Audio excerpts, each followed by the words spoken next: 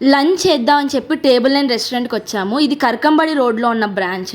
వచ్చి చూస్తే full rush and ఎక్కడ కూడా సిట్టింగ్ ఏరియా లేదు అండ్ చాలా వెయిటింగ్ ఉందన్నమాట. అందుకని చెప్పి పక్కనే ఉన్న సిట్టింగ్ ఏరియాకి వెళ్ళాము.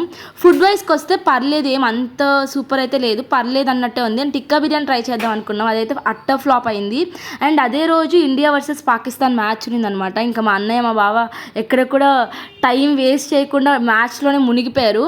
ఈ డెజర్ట్ చూడనికి బాగానే ఉంది కానీ టేస్ట్ వైజ్ అయితే అస్సలేం బాగాలేదు. ఆప్రికాట్ డిలైట్ కన్నా ఇది కాస్ట్ ఎక్కువ అంటే మీరు నమ్ముతారా? ఇంకా ఇవన్నీ అయ్యే పనులు కాదని చెప్పి అక్కడి నుంచి డీమార్ట్కి వెళ్ళాము, కరకంబడిలో ఉన్న బ్రాంచ్. ఇదైతే నేను ఫస్ట్ టైం విజిట్ చేయడము. ఇక్కడున్న ఐటమ్స్ అయితే చాలా బాగున్నాయి అండ్ చాలా వెరైటీ ఆఫ్ ఐటమ్స్ ఉన్నాయి కంపేర్ టు ఎయిర్ బైపాస్లో ఉన్న డీమార్ట్ కన్నా.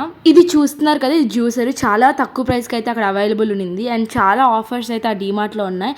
అండ్ స్టేషనరీ థింగ్స్ అయితే చాలా పెట్టి ఉన్నాయి. నేను కొన్ని స్టేషనరీ ఐటమ్స్ తీసుకున్నాను అండ్ నేను ఎప్పటి నుంచో టోట్ బ్యాగ్ కోసం చూస్తున్నాను. అండ్ ఇక్కడ ఈ ప్రతి టోట్ బ్యాగ్ చాలా బాగా నచ్చింది నాకు అండ్ కాస్ట్ వైజ్ కూడా చాలా రీజనబుల్ ఉంది. అలా కొన్ని ఐటమ్స్ అయితే తీసుకొని మా అన్నయ్య ఖాతాలో వేసేసాను.